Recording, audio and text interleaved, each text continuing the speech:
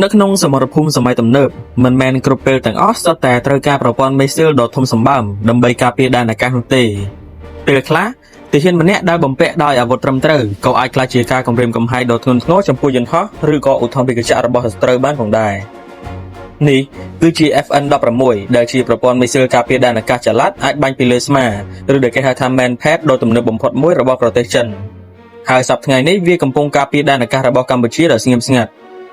ប៉ុន្តែតើកម្ពុជាទទួលបាន FN-16 តាំងពីពេលណាតើមានចំនួនប៉ុន្មានតើអង្គភាពណាជាអ្នកប្រើប្រាស់វាហើយតើមីស៊ីលតូចមួយនេះពិតជាអាចបាញ់ទម្លាក់យន្តហោះចម្បាំងទំនើបនិងឧទ្ធម្ភាគចក្រវាយប្រហារបានមែនឬទេថ្ងៃនេះយើងនឹងសិក្សាស្វែងយល់អំពីវាទាំងអស់គ្នាដើម្បីយល់ពី FN-16 យើងត្រូវតែត្រឡប់ទៅមើលប្រព័ន្ធ Manpad ចំនួនមុនរបស់ប្រទេសចិនជាមុនសិនក្នុងអំឡុងទសវត្សរ៍ឆ្នាំ1980និង1990ប្រទេសចិនបានផលិតមីស៊ីលដែលអាចបាញ់ពីលើស្មាជាច្រើនប្រភេទដូចជា HN5, QW1 និង QW18 នៅពេលនោះមីស៊ីលទាំងនេះអាចប្រយុទ្ធប្រឆាំងនឹងយន្តហោះចំនួនចាស់ៗបានយ៉ាងមានប្រសិទ្ធភាពប៉ុន្តែបច្ចេកវិទ្យាយោធាពិភពលោកក៏កំពុងអភិវឌ្ឍយ៉ាងឆាប់រហ័សដែរឧទ្ធម្ភាគចក្រទំនើបចាប់ផ្ដើមបំពាក់ប្រព័ន្ធកាត់បន្ថយកម្ដៅម៉ាស៊ីនយន្តហោះចម្បាំងក៏បានបំពាក់ប្រព័ន្ធបាញ់ផ្លែដែលជាអន្ទាក់កម្ដៅសម្រាប់បោកបញ្ឆោតមីស៊ីលឲ្យបដូរទិសដៅលើពីនេះវាក៏មានប្រព័ន្ធសង្គ្រាមអេឡិចត្រូនិកឬ Electronic Countermeasure ដែលអាចរំខានដល់ការតាមដានរបស់មីស៊ីលផងដែរប្រទេសចិនបានដឹងយ៉ាងច្បាស់ថាប្រសិនបើពួកគេនៅតែប្រើប្រាស់បច្ចេកវិទ្យាចាស់ៗមីស៊ីលរបស់ពួកគេនឹងពិបាកប្រឈមមុខជាមួយយន្តហោះទំនើបនៅលើសមរភូមិគ្នាពេលអនាគតហេតុនេះហើយនៅដើមទសវត្សរ៍ឆ្នាំ2000ក្រុមហ៊ុន China Aerospace Science and Industry Corporation បានចាប់ផ្ដើមអភិវឌ្ឍមីស៊ីលចំនួនថ្មីមួយគោលដៅគឺច្បាស់ណាស់បង្កើតមីស៊ីលដែលអាចបាញ់ទម្លាក់យន្តហោះទំនើបបានទោះបីជាវាប្រើប្រាស់ប្រព័ន្ធ flare ឬក៏ប្រព័ន្ធរំខាន infrared ឬក៏អាចបើកគេចបានយ៉ាងលឿននៅរយៈកម្ពស់ទាបក៏ដោយបន្ទាប់ពីការសិក្សាស្រាវជ្រាវនិងការធ្វើតេស្តអស់រយៈពេលជាច្រើនឆ្នាំ FN-16 បានចូលបម្រើការជាផ្លូវការនៅក្នុងកងទ័ពរំដោះប្រជាជនចិនប្រហែលនៅក្នុងឆ្នាំ2011មិនយូរប៉ុន្មានវាក៏បានទាក់ទាញចំណាប់អារម្មណ៍ពីបណ្ដាប្រទេសជាច្រើនដែលកំពុងស្វែងរកប្រព័ន្ធការពារដែនអាកាសដែលមានតម្លៃសមរម្យប៉ុន្តែមានសមត្ថភាពខ្ពស់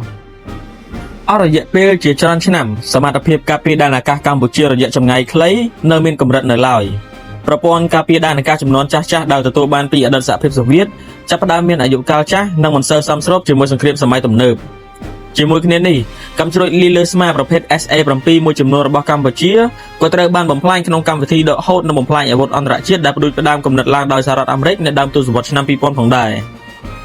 ការបាត់បង់ប្រព័ន្ធទាំងនេះបានធ្វើឲ្យកម្ពុជាត្រូវការប្រព័ន្ធការពារដែនអាកាសចំនួនថ្មី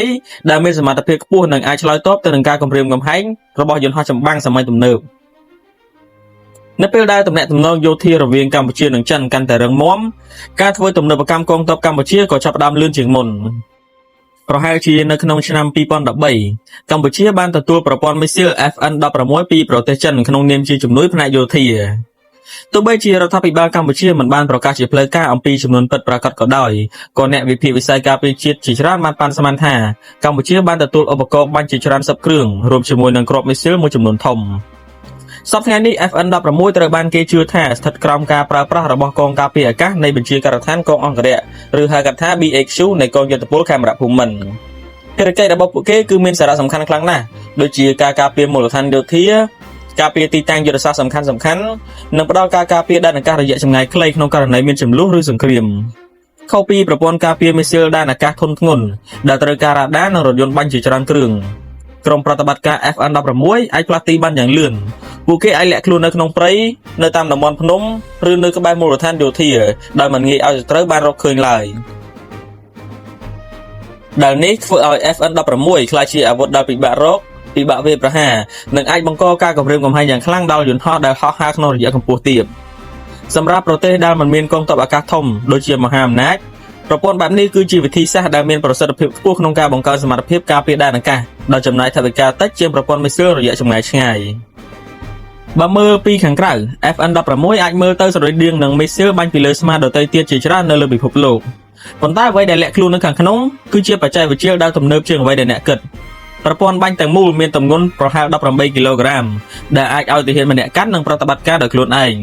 គ្រាប់មីស៊ីលមានប្រវែង 1.5 ម៉ែត្រនិងត្រូវបានបំពាក់ក្នុងបំពង់បាញ់ដែលអាចប្រើបានភ្លាមៗបេះដូងដ៏សំខាន់បំផុតរបស់ FN-16 គឺប្រព័ន្ធស្វែងរកគោលដៅភ្លោះឬដែលគេហៅថា Dual Band Infrared Seeker ខុសពីមីស៊ីលចំនួនចាស់ដែលគ្រាន់តែដេញតាមប្រភពកម្ដៅខ្លាំងបំផុត FN-16 អាចវិភាគកម្រិតកម្ដៅក្នុងរលក infrared ពីរប្រភេទក្នុងពេលតែមួយនេះមានន័យថាវាអាចបែងចែកបានថាមួយណាជាកម្ដៅពិតប្រាកដពីម៉ាស៊ីនយន្តហោះនិងមួយណាគ្រាន់តែជា flare ដែលត្រូវបាញ់ចេញដើម្បីបោកបញ្ឆោតមីស៊ីលដោយសារបច្ចេកវិទ្យានេះ FN-16 មានឱកាសខ្ពស់ជាងមុនក្នុងការបន្តដេញតាមគោលដៅពិតរហូតដល់បុកចំគោលដៅចំពោះសមត្ថភាពបាញ់វិញ FN-16 មានចម្ងាយបាញ់អតិបរមាប្រហែល6គីឡូម៉ែត្រវាអាចវាយប្រហារគោលដៅដែលនៅរយៈកម្ពស់ប្រហែល4គីឡូម៉ែត្រពីផ្ទៃដីនៅពេលដែលចុចកេះកៃម៉ាស៊ីនរ៉ុកែតវានឹងជំរុញគ្រាប់មីស៊ីលឲ្យហោះក្នុងល្បឿន7ម៉ែត្រ2ឬស្មើប្រហែល2450គីឡូម៉ែត្រក្នុង1ម៉ោងនោះគឺវាមានល្បឿនលឿនជាងសំឡេងជិត2ដងល្បឿនដ៏ខ្លាំងនេះធ្វើឲ្យអ្នកបើកបរយន្តហោះមានពេលតិចបំផុតក្នុងការឆ្លើយតប FN-16 បំពាក់ដោយក្បាលគ្រាប់ផ្ទុះប្រភេទ High Explosive Fragmentation ទម្ងន់ប្រហែល 1.4 គីឡូក្រាមនៅពេលដែលវាផ្ទុះវានឹងបំបែកទៅជាបំណែកដែកតូចៗរាប់រយហោះក្នុងល្បឿនដ៏ខ្ពស់បំណែកទាំងនេះអាចកាត់ស្លាប់យន្តហោះបំផ្លាញម៉ាស៊ីនបំបែកប្រព័ន្ធគ្រប់គ្រងឬធ្វើឲ្យឧទ្ធម្ភាគចក្រឬក៏យន្តហោះប្រតិកម្មបាត់បង់ការគ្រប់គ្រងភ្លាមៗ FN-16 បង្កើតឡើងមកដោយប្រើប្រាស់ពុយស៊ីបពីរប្រភេទទី1គឺ Impact Fuse ដែលវានឹងផ្ទុះនៅពេលដែលប៉ះចំគោលដៅដោយផ្ទាល់រីឯទី2គឺ Proximity Fuse ដែលអាចផ្ទុះដោយស្វ័យប្រវត្តិនៅពេលដែលមីស៊ីលហោះទៅជិតគោលដៅទោះបីជាមិនបុកចំពេញក៏ដោយនេះមានន័យថាសូម្បីតែមីស៊ីលមិនប៉ះយន្តហោះផ្ទាល់ក៏ការផ្ទុះនៅចម្ងាយដ៏ជិតអាចបង្កការខូចខាតធ្ងន់ធ្ងរឬធ្វើឲ្យយន្តហោះធ្លាក់បានដែរអ្វីដែលគួរឲ្យចាប់អារម្មណ៍មួយទៀតគឺល្បឿននៃការត្រៀមបាញ់ចាប់ពីពេលរកឃើញគោលដៅរហូតដល់អាចបាញ់ចេញបានអាចប្រើពេលតិចជាង10វិនាទីតែប៉ុណ្ណោះប្រសិនបើអ្នកប្រតិបត្តិការមានការវឹកហាត់ល្អនៅលើសមរភូមិពេលវេលាប៉ុន្មានវិនាទីនេះអាចជាភាពខុសគ្នារវាងការបាញ់ទម្លាក់សត្រូវឬបាត់បង់ឱកាសនៃការបាញ់ទាំងស្រុងតើ FN-16 ពិតជាអាចបាញ់ទម្លាក់យន្តហោះចម្បាំងទំនើបបានមែនឬទេនេះជាសំណួរដែលមនុស្សជាច្រើនចង់ដឹងបំផុតសម្រាប់ចម្លើយនោះគឺអាចបានប៉ុន្តែវាអាស្រ័យទៅលើស្ថានភាពនិងប្រភេទគោលដៅសម្រាប់ឧទ្ធម្ភាគចក្រហោះក្នុងរយៈកម្ពស់ទាប FN-16 គឺជាការគំរាមកំហែងដ៏ធ្ងន់ធ្ងរបំផុតឧទ្ធម្ភាគចក្រវាយប្រហារដូចជា AH-64 Apache ឬក៏ Mi-24 ឬក៏ឧទ្ធម្ភាគចក្រយោធាទូទៅតែងតែត្រូវហោះហើរក្នុងរយៈកម្ពស់ទាបដើម្បីគ្រប់គ្រងដល់កងទ័ពថ្មើរជើងឬវាយប្រហារគោលដៅនៅលើដីនៅពេលពួកវាហោះចូលទៅក្នុងចម្ងាយបាញ់របស់ FN-16 វាអាចក្លាយជាគោលដៅបានភ្លាមៗលើពីនេះ FN-16 ក៏មានប្រសិទ្ធភាពខ្ពស់ក្នុងការប្រយុទ្ធប្រឆាំងនឹងយន្តហោះដឹកជញ្ជូនខ្នាតធំយន្តហោះដឹកជញ្ជូនខ្នាតតូចនិងយន្តហោះគ្មានមនុស្សបើកឬដ្រូនបានផងដែរចំពោះយន្តហោះដែលមានមុខងារវាយប្រហារលើដីដូចជា Su-25 Frogfoot ឬក៏ A-10 Thunderbolt ដែលតែងតែហោះទាបដើម្បីវាយប្រហារគោលដៅលើដី FN-16 ក៏អាចបង្កការគំរាមកំហែងយ៉ាងខ្លាំងចំពោះយន្តហោះប្រភេទទាំងនោះប៉ុន្តែចុះយន្តហោះចម្បាំងទំនើបវិញតើវាអាចបាញ់ទម្លាក់បានដែរឬទេយន្តហោះចម្បាំងទំនើបដូចជា F-16 Fighting Falcon, JAS-39 Gripen, Rafale ឬ J-10C អាចហោះនៅរយៈកម្ពស់ខ្ពស់ជាសមត្ថភាពដែល FN-16 អាចហោះទៅដល់ដូច្នេះបើសិនជាពួកវាហោះក្នុងកម្ពស់ខ្ពស់ FN-16 នឹងមិនអាចវាយប្រហារបានឡើយប៉ុន្តែបើសិនជានៅពេលយន្តហោះចម្បាំងកំពុងហោះឡើងឬក៏កំពុងចុះចតឬកំពុងធ្វើសកម្មភាពវាយប្រហារនៅរយៈកម្ពស់ទាបនោះវានឹងចូលមកក្នុងតំបន់ដែល FN-16 អាចវាយប្រហារបានដែលមានប្រសិទ្ធភាពជាក់ស្ដែងប្រវត្តិសង្គ្រាមជាច្រើននៅលើពិភពលោកបានបង្ហាញឲ្យឃើញថា Missile Manpad ឬកំជ្រួយលីលើស្មាគឺជាអាវុធមួយដែលបានបាញ់ទម្លាក់យន្តហោះនិងឧទ្ធម្ភាគចក្ររាប់រយគ្រឿង FN-16 មិនមែនជាអាវុធដែលល្អឥតខ្ចោះនោះទេវាមានទាំងចំណុចខ្លាំងនិងចំណុចខ្សោយចំណុចខ្លាំងដំបូងបំផុតគឺភាពច្រឡាត់ខ្ពស់ដោយសារតែទាហានម្នាក់អាចសាយនឹងប្រតិបត្តិការវាបាន